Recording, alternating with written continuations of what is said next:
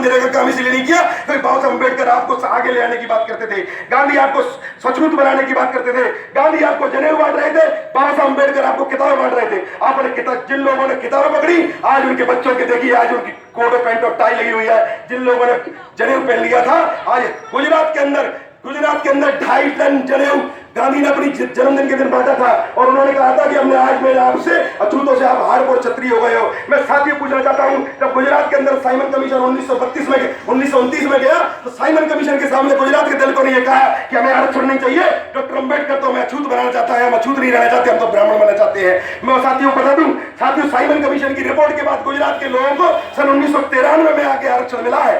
सन 1993 में जाके आरक्षण इसलिए मिला क्योंकि मानवर कांशीराम साहब की बनाई हुई बहुजन समाज पार्टी के द्वारा जब उनका भेजा खुला तो वहां के युवाओं ने हाई कोर्ट में केस किया कि हमें भी आरक्षण मिलना चाहिए।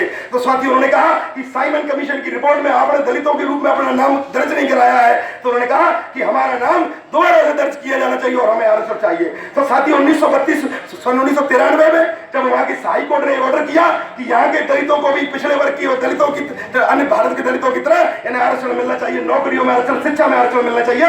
तो बाबा साहब अम्बेडकर की बात को जब गुजरात के लोगों ने 70 साल बाद माना तो साथियों आपको बता दूं, गुजरात के लोगों के साथ में जो अन्याय अत्याचार होता है आप देख लीजिए। गुजरात विकास का मॉडल हो सकता है पर साथियों गुजरात जातिवाद का मॉडल भी है।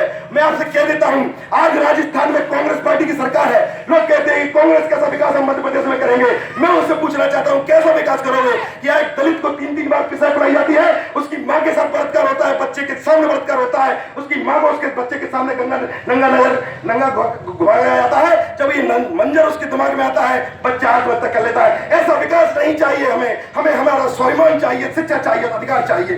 तो साथियों इस देश के अंदर अगर शिक्षा, स्वाभिमान और विकास की लड़ाई अगर कोई लड़ती है तो वो बहन कुमारी मायावती जी हमारी लीडर है, और कोई अगर पार्टी है इस देश के अंदर तो वो बहुजन समाज पार्टी जो इस देश के अंदर संसद से लेकर संसद तक लड़ाई लड़ती है। साथियों केरला में बहुजन समाज पार्टी के किसानों के लिए जब उन्होंने प्रोटेस्ट किया तो साथियों बहुजन समाज पार्टी का एक वर्कर केरला मर गया, किसी भी मीडिया ने दिखाया। अगर कांग्रेस या बीजेपी के कुत्ता ही मर जाते तो कुत्ता ही मर जाए तो ये मीडिया दिखाती है, पर बहुजन समाज पार्टी का एक केरला में किसान जो बेचारा प्रोटेस्ट कर रहा था बहुजन समाज पार्टी के नीले झंडे के तहत, साथियों क्वार्टर के कैनन से उस पर हमला किया गया, उसको दिल का दौरा पड़ गया और साथियों मर गया। पर किसी भी मीडिया ने इसलिए नहीं दिखाया क्योंकि वो चमार था, क्योंकि चमारों की इस देश के अंदर साथियों जब वक्त थी, क्योंकि जब वो यूनाइट होता है इस देश का चमार जब तक यूनाइट हुआ है चाहे इंदिरा गांधी से मौत का बदला लेना हो।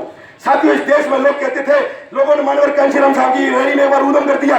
भिंड की बात है, जब रामसरण हत्याकांड हुआ था, भिंड में कांग्रेस की सरकार थी, 1996 की बात है, जब भिंड के अंदर रामसरण हत्याकांड हुआ था, रामसरण हत्याकांड के लिए मानवर कांशीराम साहब भिंड में धरना, एमजीएस कॉलेज में धरना देने के लिए आए थे। तो साथियों यदुनाथ नगर पर बहुजन समाज पार्टी की रैली पर गोली चली, 3 आदमियों को गोली लगी जिसमें से एक आदमी मारा गया। जब मानवर कांशीराम साहब को पता पड़ा कि मेरा एक आदमी मर गया है तो मानवर कांशीराम साहब ने इस देश में कहा था, ए देश के मनुवादियों, तुमने इस देश को जमना नहीं है। साथियों जिन लोगों ने इस देश में इंदिरा गांधी को मारा है वो सुखवंत सिंह बेअंत सिंह थे, जिसने जल्द डायर से बदला लिया वो भाई ऊधम सिंह था। और साथियों हमें ललकारो नहीं, हम इस देश में सत्ता और परिवर्तन की लड़ाई लड़ रहे हैं। अगर हम व्यवस्था परिवर्तन की लड़ाई वोट के माध्यम से लड़ रहे हैं, जिस दिन हमारा भेजा खराब हो गया हम अपनी हथियार के दम पर ये लड़ाई शुरू कर देंगे तो तुम्हारे काटे हुए कुएं नहीं भरेंगे। इन्हीं बातों के साथ जय भीम, जय भारत, नमो बुद्धाय, खुदा हाफिज।